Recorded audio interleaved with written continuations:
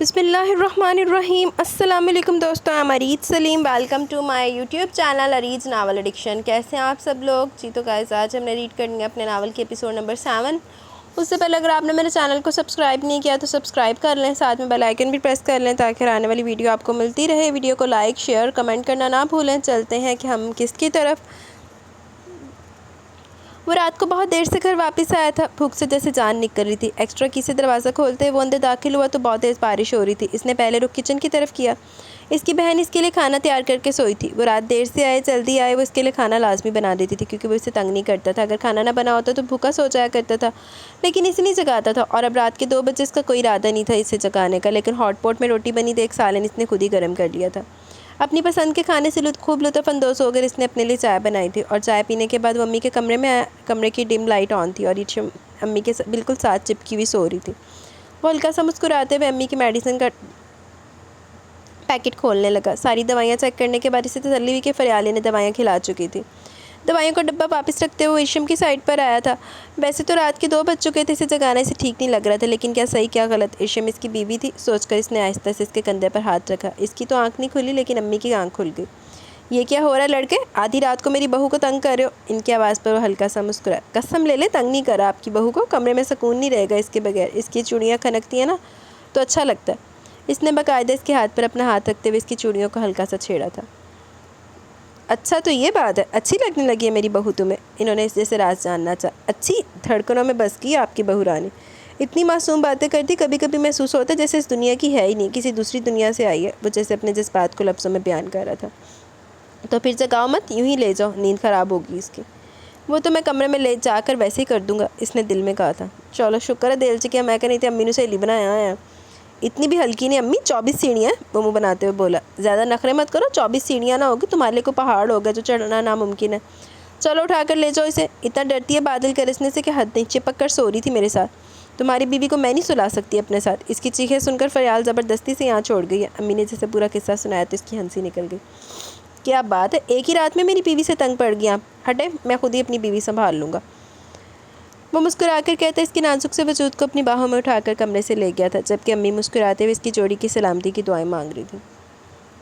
وہ اسے اپنی باہوں میں اٹھائے آہستہ آہستہ اوپر کمرے کی طرف جا رہا تھا۔ اس نے کوشش تو بہت کی کہ اس پر بارش نہیں پڑے، لیکن برآمدے سے نکل کر سیڑھیاں طے کرتے ہوئے بارش نے اچانک اس کی نیند حرام کی تھی۔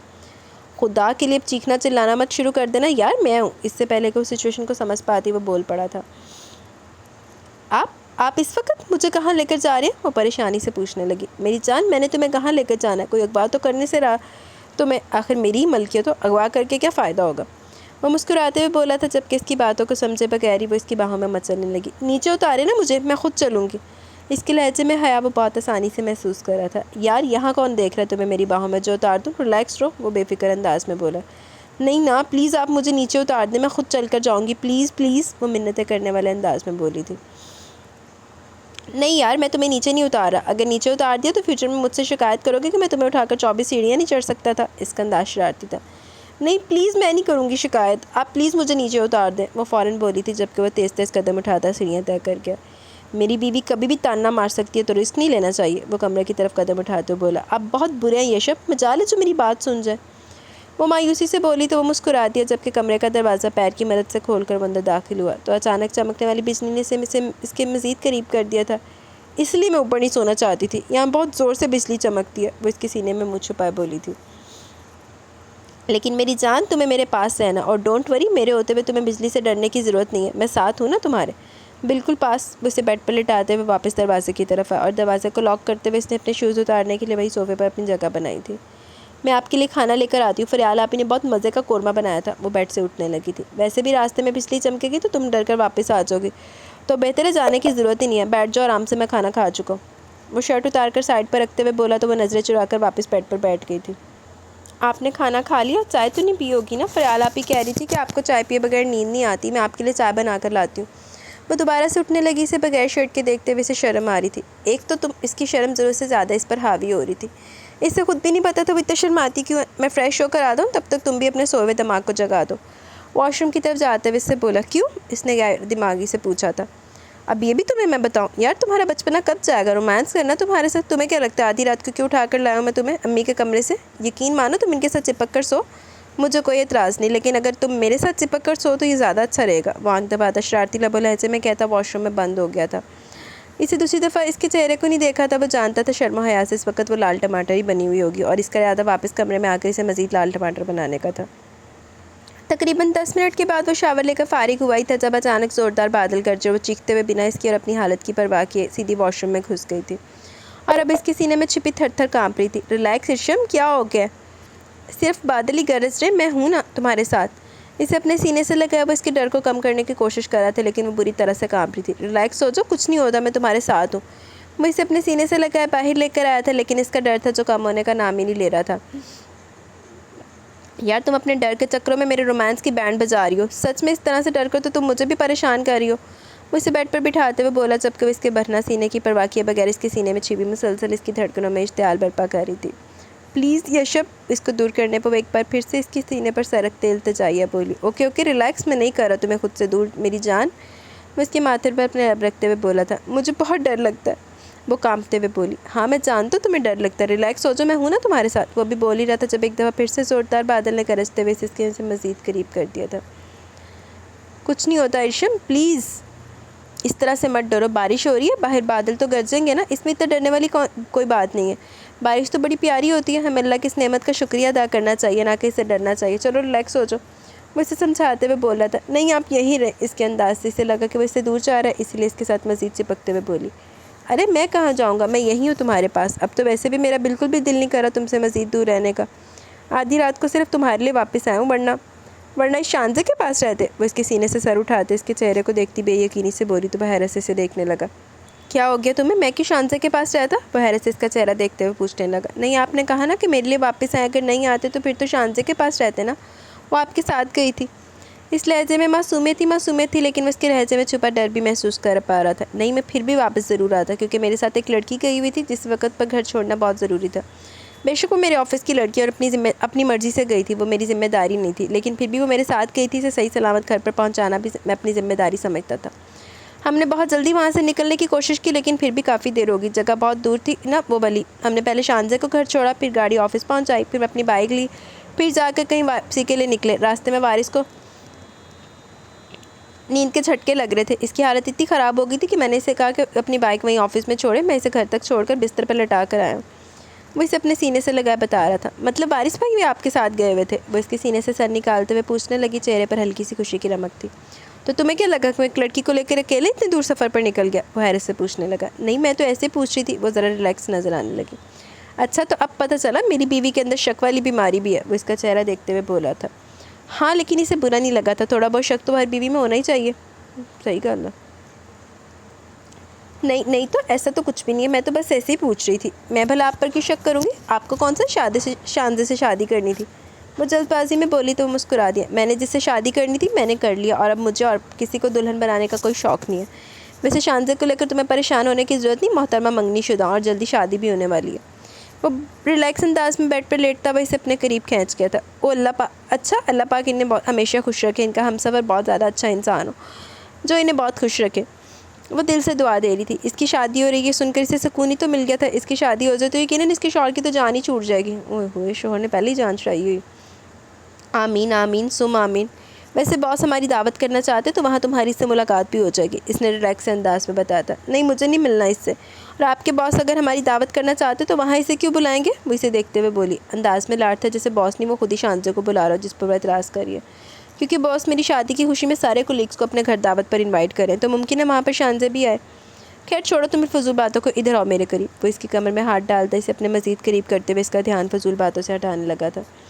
اچھا چھوڑیں گی فضول باتیں، آپ سو جائیں، صبح آپ کو آفس جانا ہوگا نا، اس کے رومانٹک موڈ کو آن دیکھتے ہوئے اس کے ارد گرد خطرے کی گھنٹیاں بجنے لگی۔ نہیں مجھے کل صبح نہیں جانا بلکہ 12 بجے کے بعد جانا، باس نے رعایت دی ہوئی ہے، چھٹی دینے کی کنڈیشن میں باس ہے نہیں، لیکن سارا دن آج سفر پر رہنے کی وجہ سے انہوں نے کہا ہے کہ ہم 12 بجے کے بعد آ سکتے ہیں۔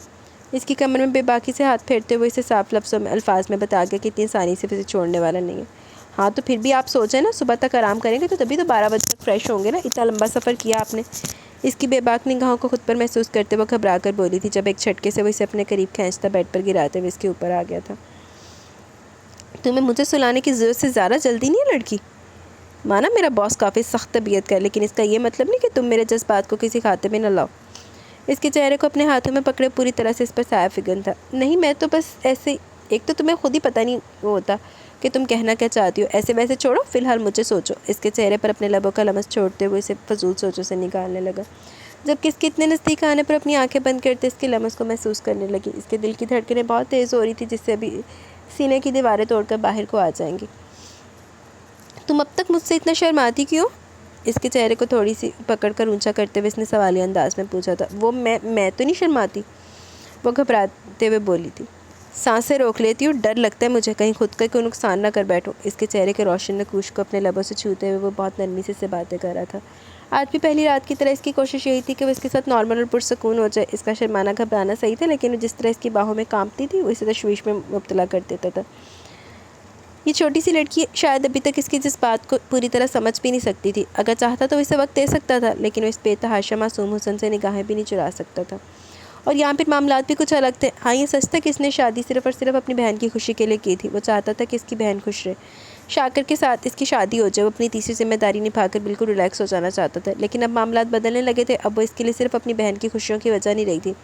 حقیقت تو یہ تھی کہ لڑکی اس کے دل میں اپنا گھر بنا چکی تھی اور وہ چاہتا تھا کہ وہ اس کے ساتھ خوش رہے۔ اس کے والدین نے اس کے لیے بہترین سوچتے ہوئے اس طرح کی شرط رکھی تھی، لیکن فی الحال وہ ہر چیز کو سمجھنے کے لیے مکمل طور پر تیار نہیں تھی۔ اس کا دماغ بچکانا تھا، اس کی سوچ الگ تھی۔ جو اسے جس طرف لگا دیتا تھا وہ اس طرف لگ جاتی تھی۔ وہ فی الحال اپنے دماغ کا استعمال نہیں کر پا رہی تھی، اور انہی چیزوں سے اسے ڈر بھی لگ رہا تھا۔ لیکن جو بھی تھا وہ اس کے ساتھ ایک اچھی زندگی کی شروعات کر چکا تھا، اور وہ صرف خوشیوں کو خود تک رکھنا نہیں جانتا تھا، وہ جانتا تھا کہ اس کی خوشیوں کی وجہ بنے۔ اتنا تو سمجھ ہی چکا تھا کہ وہ اس طرح کی لڑکیوں میں تھی جو اپنے شوہر میں ہی اپنا سب کچھ دیکھتی ہیں۔ وہ اس کے لیے ایک اچھی مثال بننا چاہتا تھا۔ وہ چاہتا تھا کہ وہ ارشم کے لیے وہ سب کچھ کرے جو وہ اپنے شوہر کے لیے خواب سجاتی ہے، لیکن اس کے ڈر سے، اس کی ایک گھبراہٹ سے وہ سمجھ گیا کہ فی الحال وہ اس طرح کی سوچوں کے ابھی آس پاس نہیں بھٹکی تھی۔ وہ یوں ہی تو نہیں کہتا تھا کہ بیوی تم پر ظلم ہوا ہے، ایسے کیا دیکھ رہے ہیں؟ اس نے قبضے سے اپنے چہرے کو دیکھتے ہوئے پا کر پوچھا۔ وہ آنکھیں بند کیے ہوئی تھی، لیکن کتنی دیر سے اس کی نظروں کی تپش محسوس کرتے ہوئے اس نے اپنی آنکھیں کھولی تھی۔ اس کی آنکھیں کھولنے پر وہ ہلکا سا مسکرایا، لیکن بولا کچھ نہیں۔ دیکھ رہا ہوں کہ کوئی اتنا معصوم کیسے ہو سکتا ہے؟ اس کے ماتھے پر لب رکھتے ہوئے اس نے بے حد محبت سے کہا۔ میں معصوم نہیں، بہت چلاک ہوں، سب پتہ ہے مجھے۔ وہ اسے اپنی قابلیت بتا رہی تھی، انداز ایسا تھا جیسے بچے کو نالائق کہہ کر چھیڑ دیا۔ اچھا جی، تو کتنی چلاک ہو تم؟ مجھے بھی تو بتاؤ، کیا سب پتہ ہے تمہیں؟ اس کی کمر میں ہاتھ ڈالتے ہوئے وہ دونوں بازوں میں اس کی نازک سی کمر کو جکڑ کر اس کے چہرے پر جھکا سوال جواب کر رہا تھا۔ سب پتہ ہے، جو آپ کہتے ہیں، جو آپ کرتے ہیں۔ وہ سرگوشیوں میں بات کر رہی تھی۔ جو اسے بتانا چاہتی تھی وہ شانزے کے بارے میں سب جانتی ہے، لیکن وہاں وہ تو اس کی باتوں کو کوئی اور ہی مطلب نکال رہا تھا۔ ہاں، تو تم جانتی ہو تو بتاؤ مجھے کہ اس وقت میرے ذہن میں کیا چل رہا ہے۔ میری آنکھوں میں دیکھو اور بتاؤ کہ میرے ارادے کیا ہیں۔ اس کے رخسار پر اپنے لبوں کی مہر لگاتے ہوئے وہ اس کے مزید قریب ہوا تھا۔ آپ کی آنکھوں میں اس وقت بہت ساری نیند ہے، آپ کو سو جانا چاہیے۔ وہ اس کے سینے پر ہاتھ رکھتے ہوئے اسے اوپر کرنے کی کوشش کرتے ہوئے بولی تو یشب کا کہکا بڑا بے ساختہ تھا۔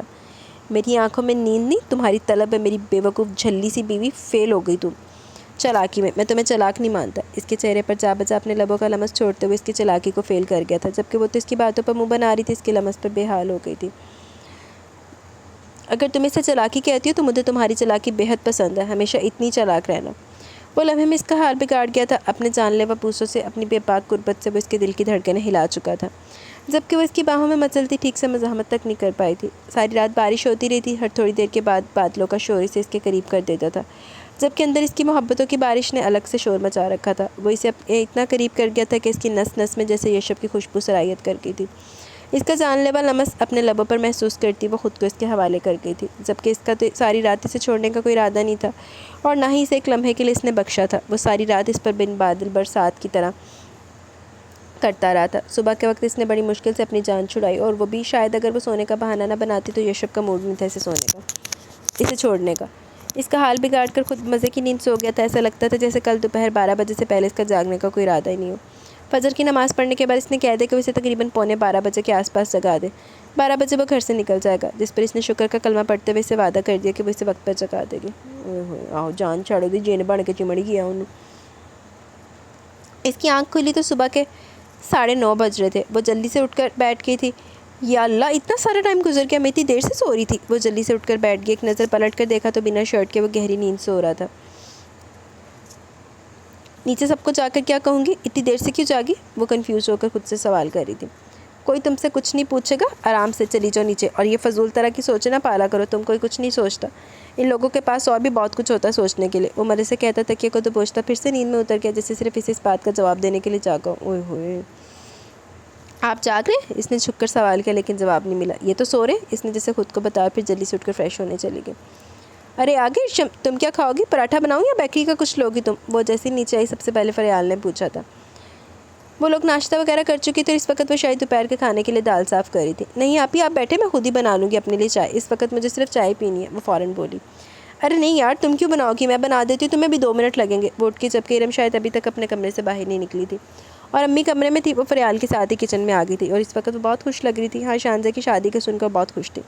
ہاں، وہ نہیں چاہتی تھی کہ اس کی شادی شدہ زندگی پر کسی بھی طرح کا برا اثر پڑے۔ اگر شانزہ کی شادی ہو جاتی تو اس کے لیے سکون ہی سکون تھا۔ ایک دفعہ شانزہ کی شادی ہو جائے پھر تو اس کی ساری پریشانی ختم ہو جانی تھی۔ کیا بات ہے، خوش لگ رہی ہو؟ مجھے نہیں بتاؤ گی اپنی خوشی کی وجہ؟ اسے مسکراتے دیکھ فریال نے پوچھا۔ جی نہیں، ایسی کوئی بات نہیں ہے، بس ایسے ہی، اس نے مسکراتے ہوئے بتایا تھا، جبکہ فریال بھی ہلکا سا مسکرا دی۔ ہاں یار، اسی وجہ سے میں نے شادی کرنی ہے۔ یہ لوگ کہتے ہیں کہ شادی شدہ لوگ ایسے خوش رہتے ہیں، مجھے بھی تو پتہ چلے کہ شادی شدہ لوگ کیوں خوش رہتے ہیں، کہ شادی کے بعد ہی پتہ چل سکے گا، وہ اشارے سے بولی تھی۔ ویسے یہ تو جھوٹ ہی ہے، میں تو ہمیشہ شادی شدہ لوگوں نے چھترو چھتری ہوندے دیکھیا، خوش تو کوئی نہیں دیکھیا، کوئی اکا دکا دیکھے ہوں گے خوش بھی، لیکن مسئلے میں سیل والے زیادہ دیکھے۔ ہاں نا، آپ کو بھی شادی کر لینی چاہیے، تبھی تو پتہ چلے گا کہ آپ کو میں گھر جاؤں گی نا تو بابا سے اس بارے میں بات کروں گی، پتہ نہیں کب تک شاکر بھائی کا کوارا رہنے کا ارادہ ہے، اب تو ان کا بھی سہرا باندھنے کا ٹائم آ گیا، وہ کافی جوش سے بولی تھی، جبکہ فریال تو جیسے سے چھیڑ کر پچھتائی تھی۔ کہاں وہ ذرا سی بات پر شرما کر ٹاپک بدل دیتی تھی اور کہاں وہ اس کی شادی کے پیچھے لگی تھی۔ اچھا بس کر دو یار، تم تو شروع ہی ہو گئی ہو، بس کر دو، مجھے کھانا بنانا ہے، فضول باتوں میں لگا دیا، وہ اسے ڈانٹ کر چپ کروانے لگی تھی، جبکہ اس کے انداز پر نہ جانے کہ وہ کھلکھلا کر ہنسی تھی، شاید آج پہلی دفعہ وہ اس کا منہ بند کرنے میں کامیاب ہو گئی تھی۔ اوئے ہوئے، ارے واہ ارشم، کافی خوش لگ رہی ہو، ایسا بھی کیا ہو گیا؟ ارم کچن میں آئی تو اسے ناشتہ کرتے ہوئے پائے اس کے پاس بیٹھتے ہوئے پوچھنے لگی۔ آپ ہی بات ہی خوشی والی ہے، میں نے کل آپ کو بتایا تھا نا اس لڑکی کے بارے میں جس کے ساتھ یشب کا شادی اس سے پہلے افیئر چل رہا تھا، اس کی شادی ہونے والی، یشب نے خود مجھے بتایا اس بارے میں، وہ مسکراتے ہوئے اسے بتانے لگی۔ اچھا، اگر ایسی بات ہے یہ تو بہت ہی اچھی بات ہے، اگر ایسا ہو جائے تو اس سے بھلا بہتر کیا اور کیا ہو سکتا ہے، لیکن اس کا یہ مطلب نہیں تم صرف خوش ہو جاؤ، تمہیں احتیاط کی ضرورت ہے، یہ نہ ہو کہ اس نے صرف بات ختم کرنے کے لیے تم سے ایسا کہا، یا ہو سکتا ہے اسے شک ہو گیا کہ تم اس بارے میں پتہ چل گیا، اس لیے اس نے ایسا کہہ دیا، تمہیں اس معاملے سے نکالنے کے لیے حقیقت کچھ بھی ہو سکتی ہے، اس سب چیزوں کو بالکل اگنور کرنے کی ضرورت نہیں ہے، اپنے ذہن میں یہ بات رکھو کہ تمہارے شوہر کا اس کے ساتھ افیئر چل رہا تھا اور وہ اسے شادی کا بھی ارادہ رکھتا تھا، اب تک وہ اس کے آفس میں کام کرتی ہے، یعنی کہ ہر وقت اس کے ساتھ ہوتی ہے، کبھی بھی کچھ بھی ہو سکتا ہے، تو ان سب معاملوں کو نظر انداز کرنے کی بالکل بھی ضرورت نہیں ہے، وہ اسے سمجھا رہی تھی۔ لیکن آپ ہی اگر اس کی شادی ہو جائے تو بھی احتیاط ضروری ہے ارشم، اور مردوں پر اتنا بھی یقین نہیں کرنا چاہیے، وہ اسے سمجھاتی ہوئی بولی تھی، جب اچانک کچن میں وہ داخل ہوا، ایک لمحے کے لیے ارم گھبرا سی گئی۔ ارم پھر ذلیل ہونے والی، کس معاملے میں مردوں پر یقین نہیں کرنا چاہیے بھابھی، ذرا مجھے بھی تو بتائیں، وہ کرسی کھینچ کر اس کے سامنے بیٹھتے ہوئے پوچھنے لگا۔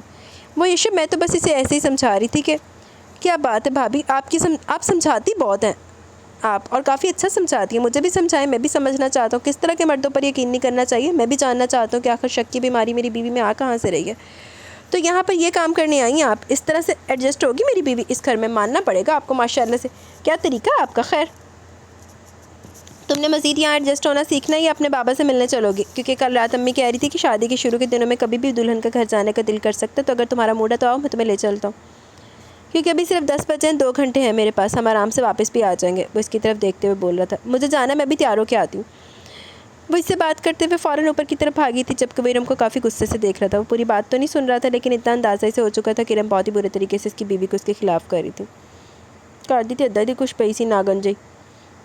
وہ لوگ بہت خوش تھے کیونکہ شادی کے بعد وہ پہلی دفعہ ان کے گھر آیا تھا، اس کی کافی زیادہ خدمت کی جا رہی تھی، لیکن وہ پہلے ہی نے بتا چکا تھا کہ وہ زیادہ دیر کے لیے نہیں آیا، ہاں لیکن اس نے اتنا کہہ دیا تھا کہ ارشم صبح سے شام تک یہاں رہ سکتی ہے، وہ شام کو جاتے ہوئے اسے اپنے ساتھ واپس لے جائے گا، جس پر اس کی امی کافی خوش ہو گئی تھی، اس کی امی اوپر جا چکی تھی اسے لے کر، پتہ نہیں کون سی ضروری باتیں کرنی تھی، لیکن وہ نیچے پھپھا جان کے پاس بیٹھا ہوا تھا۔ بیٹا مجھے تو سکون ہی سکون ہو گیا، دونوں بیٹیوں کو رخصت کر کے اب کوئی پریشانی نہیں رہی، میں سچ میں بہت خوش نصیب ہوں کہ مجھے دونوں ہی جمائی اتنے اچھے ملے ہیں، وہ مسکراتے ہوئے اسے بتا رہے تھے، جبکہ وہ بھی ہلکا سا مسکرا دے۔ بالکل پھپھا جان، سکون تو آپ نے میری زندگی میں بھی کر دیا اپنی بیٹی کو مجھے دے کر، لیکن مجھے نہیں لگتا یہ سکون زیادہ دن تک رہ پائے گا، خاص کر جب تک آپ کی دوسری بیٹی وہاں موجود ہے، مجھے نہیں لگتا کہ مجھے ایک دن کے لیے بھی سکون آئے گا، کیونکہ وہ کافی اچھے طریقے سے میرا سکون تباہ کر رہی ہے، وہ بہت پرسکون انداز میں بتا رہا تھا، جبکہ وہ حیرت سے سن رہے تھے۔ بیٹا تم کہنا کیا چاہتے ہو؟ وہ پریشانی سے پوچھنے لگے۔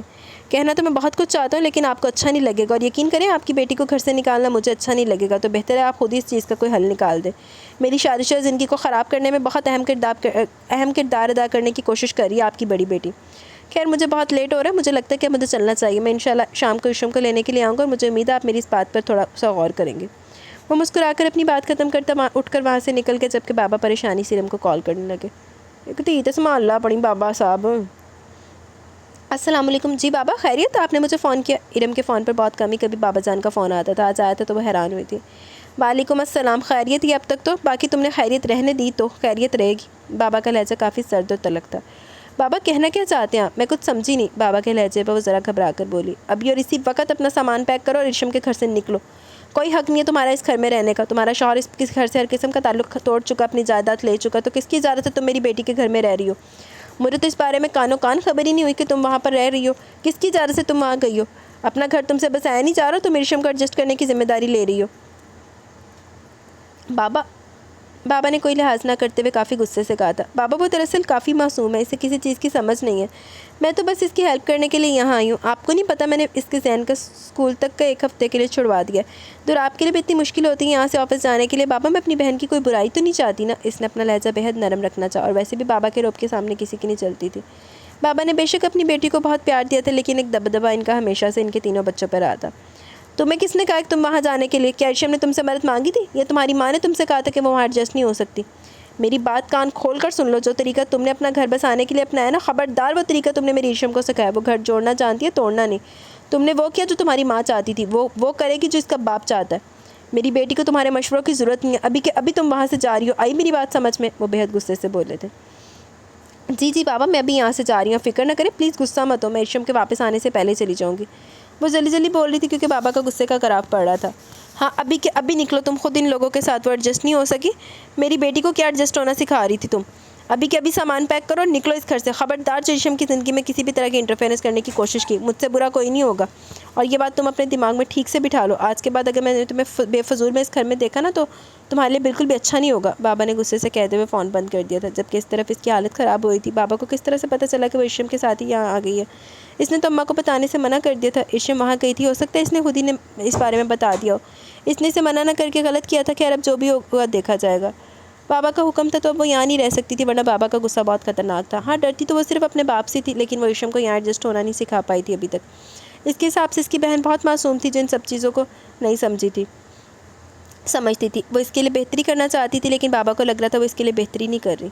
تیرے وغیرہ ہی ناگر ہمیشہ ڈس دی ہے، بہتری کسی دی نہیں کر دی۔ خیر اس نے سب سے پہلے تو دراب کو فون کیا تاکہ اسے بابا کے حکم کے بارے میں بتا سکے۔ خیر دراب نے تو اس پر الٹا اور غصہ ہونا تھا، کیونکہ وہ پہلے کہہ رہا تھا کہ ہمیں ارشم کو اس کے حال پر چھوڑ دینا چاہیے، بہت ہی اپنے لیے بہتری کر لے گی، لیکن اس نے کہا نہیں کہ میری اس کی بہن معصوم ہے، کچھ نہیں سمجھتی، کچھ نہیں کر پائے گی۔ ہاں جلدی بولو ارم، میں کام کر رہا ہوں، تمہیں کتنی دفعہ کہا آفس ٹائمنگ میں مجھے فون مت کیا کرو۔ اسی دوسری طرف سے جھنجھلاتی ہوئی آواز سنائی دی۔ وہ دراب پاپا نے کہا کہ ہمیں اس طرح سے ارشم کے گھر پر نہیں رہنا چاہیے، ان کا حکم ہے کہ ہمیں آج شام ہی یہاں سے چلے جانا چاہیے، تو میں سامان پیک کر رہی ہوں، ہم اپنے گھر جا رہے ہیں۔ ویسے بھی آپ کو آفس آتے جاتے کافی مسئلہ ہوتا ہے، آپ کا تو مسئلہ حل ہو گیا، اور کل سے زین کا بھی اسکول شروع کروا دوں گی واپس سے۔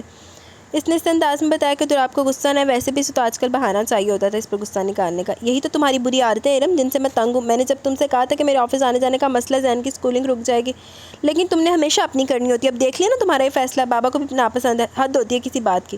وہ غصے سے بولا تھا۔ تقریباً 6-7 مہینوں سے اسے بہت غصہ آ رہا تھا، جب سے اس کے آفس میں ایک اور کولیگ آیا تھا، وہ باس کا منظور نظر بن گیا تھا۔ اس کی اہمیت نہ ہونے کے برابر ہو گئی تھی، اسے اٹھتے بیٹھتے ضلالت کا سامنا کرنا پڑتا تھا۔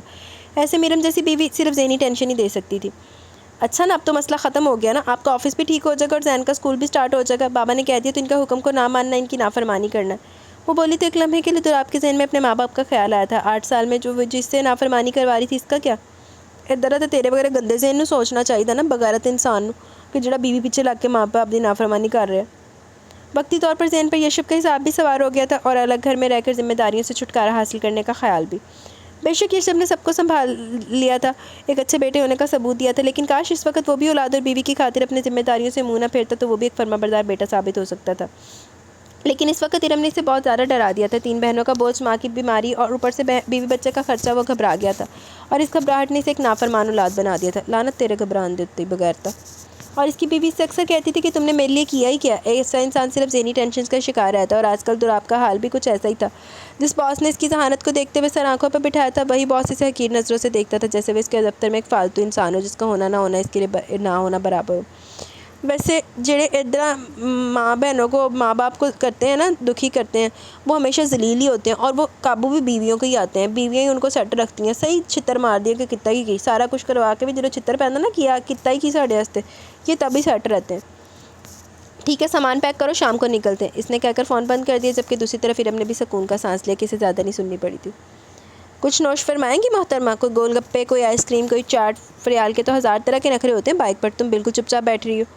ہلکا ہلکا اندھیرا ہو رہا تھا جب وہ شام کا کھانا کھا کر نکلے تھے. آج پہلی مرتبہ اس نے پپا جان کے گھر سے کچھ کھایا تھا، وہ بھی ان کی 1000 منتیں کرنے کے بعد.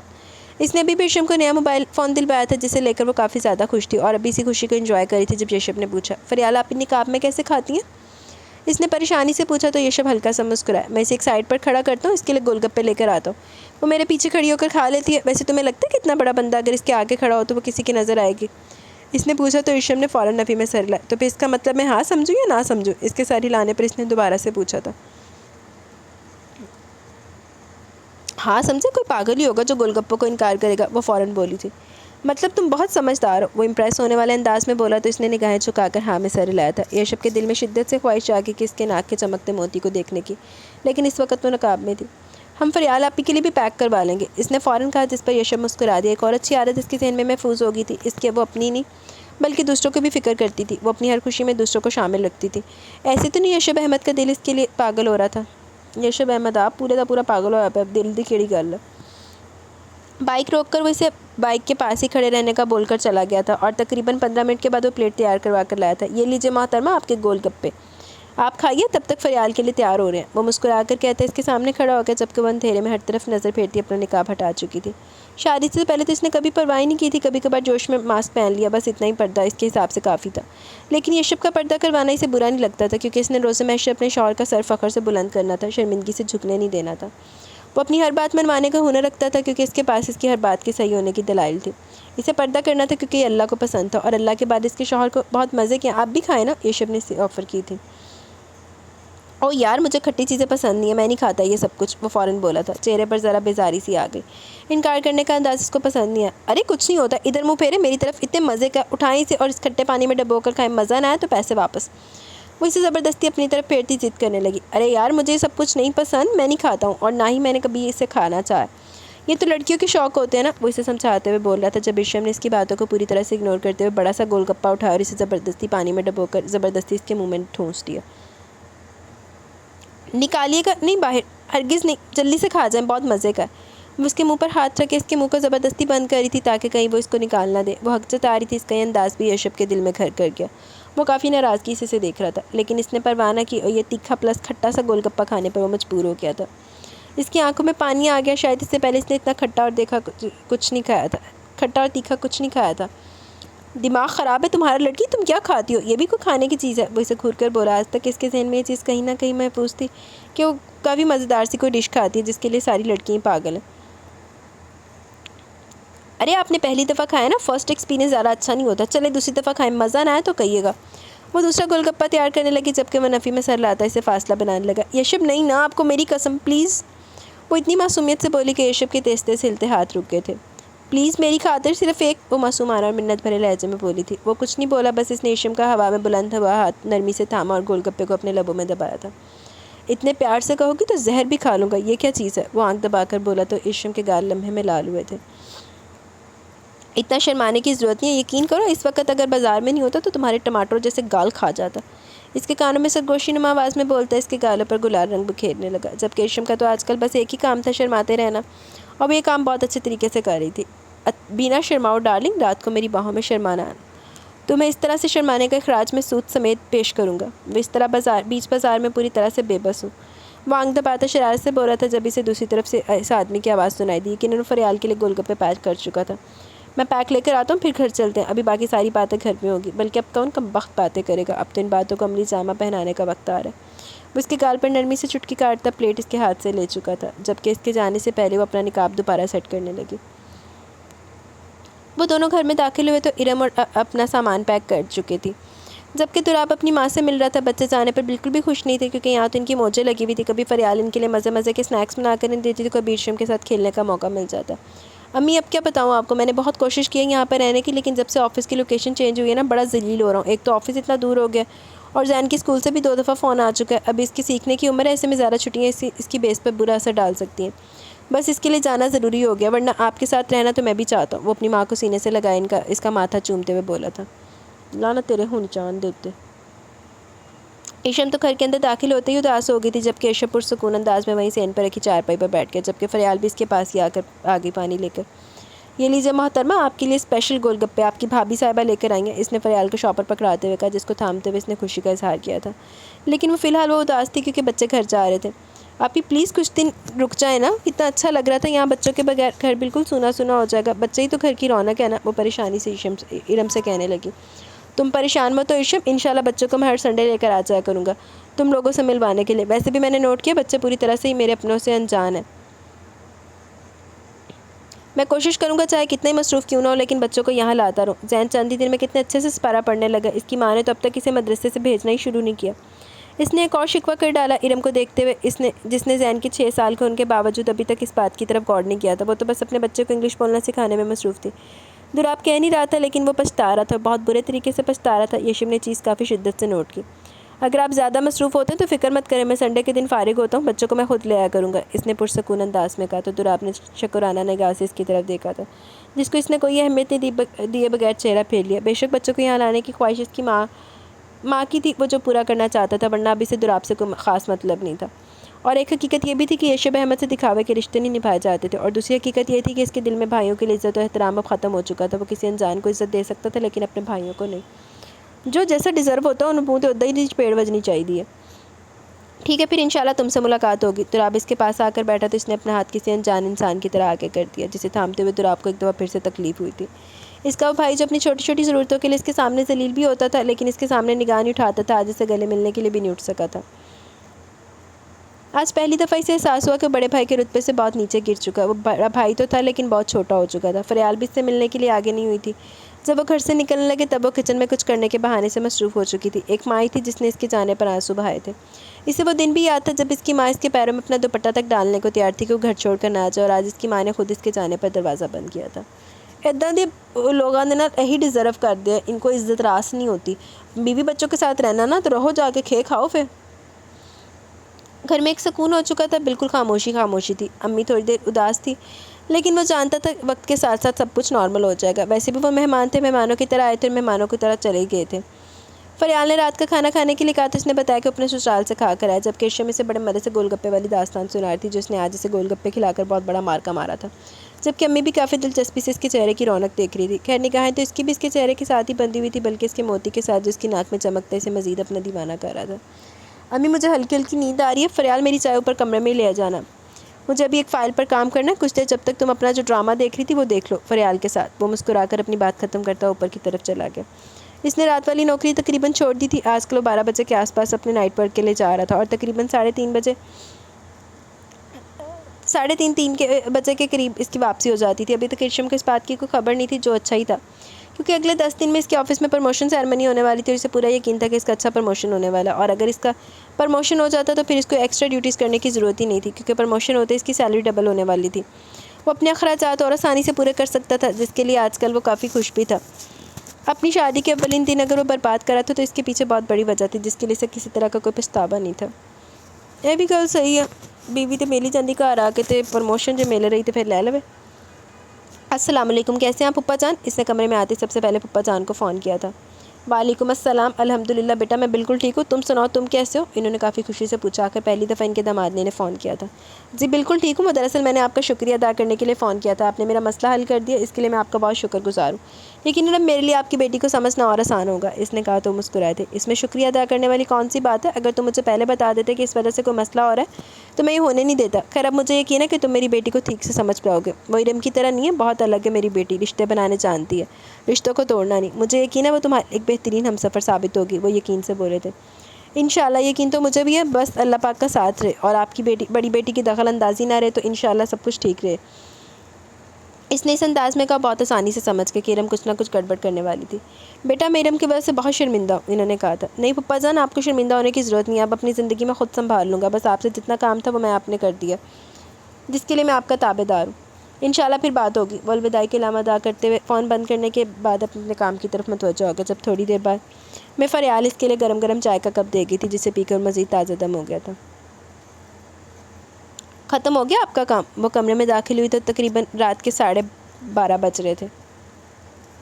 ہاں تقریباً ختم ہو گیا، تمہارا ڈرامہ ختم ہوا؟ اس نے ہاتھ بڑھا کر اسے اپنی طرف بلاتے ہوئے پوچھا تو وہ نفی میں سر لاتی بیڈ پر آ کر بیٹھ گئی۔ نہیں ابھی ختم نہیں ہوا، نیند آ گئی تھی اس لیے اوپر آ گئی ہوں، کل یہیں سے آگے شروع کریں گے ہم۔ وہ اس کے پاس آ کر بیٹھنے لگی تو اس نے ایک جھٹکے سے اس کا بازو پکڑ کر اسے اپنی طرف کھینچ لیا۔ مطلب ڈرامہ کافی لمبا ہے، 10 دن تک تمہیں اچھی انٹرٹینمنٹ دے سکتا ہے۔ وہ اس کی تھوڑی کو نیچے سے پکڑ کر اوپر اٹھاتے ہوئے اس نے اس کی ناک کے نیچے سے موتی کو چوما تھا، ناک کے ننے سے موتی کو چوما تھا۔ 10 دن؟ کیوں 10 دنوں کے بعد کیا ہے؟ وہ حیرت سے پوچھنے لگی۔ اس نے اب تک 10 دنوں کا کوئی ذکر تو نہیں کیا تھا اس کے سامنے۔ ابھی کہا تو نہیں جا سکتا، لیکن شاید تمہارے شوہر کی پروموشن ہونے والی ہے، زیادہ خوش ہونے کی ضرورت بھی نہیں ہے، ابھی شاید بیچ میں ہے۔ وہ اس کی ایکسائٹمنٹ پر اس کے چہرے کو تھامتے ہوئے بولا تو وہ اچانک اپنے ایکسائٹمنٹ کو چھپا گئی۔ میں آپ کے لیے بہت ساری دعائیں کروں گی، انشاءاللہ پروموشن آپ کو ہی ملے گا، وہ پورے یقین سے بولی۔ انشاءاللہ، اس کے یقین پر وہ بھی یقین سے بولا تھا۔ وہ یہ شب میں نے آپ سے پوچھنا تھا کہ ہم گھومنے کے لیے جائیں گے کیا؟ وہ اس کی داڑھی پر اپنے نازک سے ہاتھ پھیرتے ہوئے اس کی چبھن کو محسوس کرتی پوچھنے لگی۔ یشب کو اس کا انداز بہت پیارا لگ رہا تھا۔ اگر تو تمہاری دعا قبول ہوگی تو پھر چھٹیاں ملنا اور زیادہ مشکل ہو جائے گا، ہمیں تو آج ہی پتہ چلا کہ پروموشن سیرمنی ہونے والی ہے۔ اس کے گرد اپنی باہوں کا حصار مضبوط کرتا ہوئے اسے اپنے سینے سے لگاتے ہوئے بتانے لگا۔ مطلب ہم گھومنے نہیں جائیں گے؟ وہ اداسی سے پوچھنے لگی۔ آج ہی تو گھما کر لایا تمہیں، وہ اس کی آنکھوں میں دیکھتے ہوئے بولا۔ نہیں ایسے نہیں، کہیں دور کسی دوسرے شہر میں جیسے سب لوگ جاتے ہیں نا شادی کے بعد ہنی مون پر، ویسے ہی۔ وہ بولی تو گال ایک دفعہ پھر سے لال ہوئے تھے۔ وہ بے ساختہ اس کے گالوں پر اپنے لب رکھ گیا۔ تھوڑے عرصے کے بعد چلیں گے ہم انشاءاللہ۔ وہ اس کا دل توڑنا نہیں چاہتا تھا، لیکن میں اسے جھوٹی امیدیں بھی نہیں دلوا سکتا تھا۔ ارشم کو سمجھنا تھا کہ مڈل کلاس آدمی کی بیوی ہے، جس کے ساتھ بہت ساری مجبوریاں جڑی ہیں، جن کے اس نے اسے قبول کرنا۔ آج رب تھوڑے عرصے بعد ہوتا نا، وہ پھر عرصے بعد ہی رہ جاتا، جڑے شروع چلے جاندے۔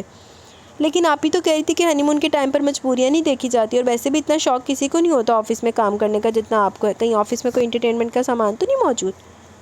اس نے دھڑکتے دل سے وہ سوال کر ہی لیا جو ارم نے اس کے چھوٹے سے دماغ میں ڈال دیا تھا۔ میں آفس میں کام اپنے شوق سے نہیں کرتا ہوں ارشم، ہمارے گھر میں کوئی اور کمانے والا موجود نہیں ہے، اور آپ ہی کو بتا دینا کہ میں آفس انٹرٹینمنٹ ڈھونڈنے کے لیے نہیں چاہتا ہوں۔ اس کا لہجہ کافی تلخ تھا، اسے پیچھے ہٹاتے ہوئے بیڈ پر لیٹتا دوسری طرف کروٹ پھیر گیا تھا۔ یقیناً اس کی بات اسے بری لگی تھی۔ ارے آپ تو ناراض ہو گئے، میں بھی نا پاگل ہوں، کچھ بھی بکواس کر دیتی ہوں، میرا وہ مطلب نہیں تھا جو آپ سمجھیں۔ وہ بے چینی سے اس کا چہرہ اپنی طرف پھیر گئی تھی، جبکہ اس کی اس بیقراری پر یشب کے لبوں پر مسکراہٹ بکھر گئی تھی۔ تمہارے مطلب میں بہت اچھے طریقے سے سمجھ رہا ہوں، اپنی بہن کی باتوں پر نہیں بلکہ میری بیقراریوں پر دھیان دو۔ وہ اسے بیڈ پر گراتے ہوئے اس کے اوپر آیا تھا، جبکہ وہ ایک لمحے میں خوش ہو گئی یہ سوچ کر کہ وہ اس سے خفا نہیں ہے۔ مجھے لگا آپ مجھ سے ناراض ہو گئے۔ ناراض ہونے کا دل ہی نہیں کرتا تم سے، اتنی پیاری کسی بھی حالت میں دل میں اترتی ہو۔ وہ اس پر جھکتا اس کے چہرے پر اپنی محبت کے گلاب کھلانے لگا تھا۔ اس کا حسین سراپا یشب احمد کے دل میں جیسے بجلیاں گرانے کو تھا۔ مطلب آپ مجھ سے کبھی بھی ناراض نہیں ہوں گے؟ وہ خوش ہوتے ہوئے بولی تو اس سے آنکھوں کے گوشے بڑی خوبصورتی سے چمکے تھے۔ تم نہیں ہونے دو گی تو میں نہیں ہوں گا، وہ جیسے وعدہ کر رہا تھا۔ اسے سکون سا ملا یہ سوچ کر کہ اس کی ناراضگی کی اہمیت رکھتی ہے۔ اب کی دفعہ وہ اس کے چہرے پر چھکا تو چھکتا ہی چلا گیا۔ ارشم اس کے بےتاب بوسوں کو سہتی اپنی دھڑکنوں کے شور کو سن رہی تھی جو اس کے نام کی مالا جپ رہا تھا۔ اس کی دھڑکنیں ڈھول کی مانند بج رہی تھی۔ یشب کی بےتابیاں عروج پر تھی جسے وہ سہ نہیں پا رہی تھی۔ اس نے نگاہ اٹھا کر اس کے چہرے کی طرف دیکھا تو اپنی بکھرتی ہوئی سانسوں کو سنوارنے میں لگی تھی۔ میں تمہاری دھڑکنوں میں سانسیں لینا چاہتا ہوں، وہ اس کی گردن میں چہرہ چھپائے بے قراری سے بولا تھا۔ میں تمہاری روح میں اترنا چاہتا ہوں ارشم، یشب احمد۔ ان دونوں کی بےتاب سانسیں کمرے کی فضا میں ایک ساتھ سا بکھیر گئی تھی۔ لفظوں کا نہیں، سانسوں کا شور تھا جو انہیں ایک دوسرے کے مزید قریب کر رہا تھا۔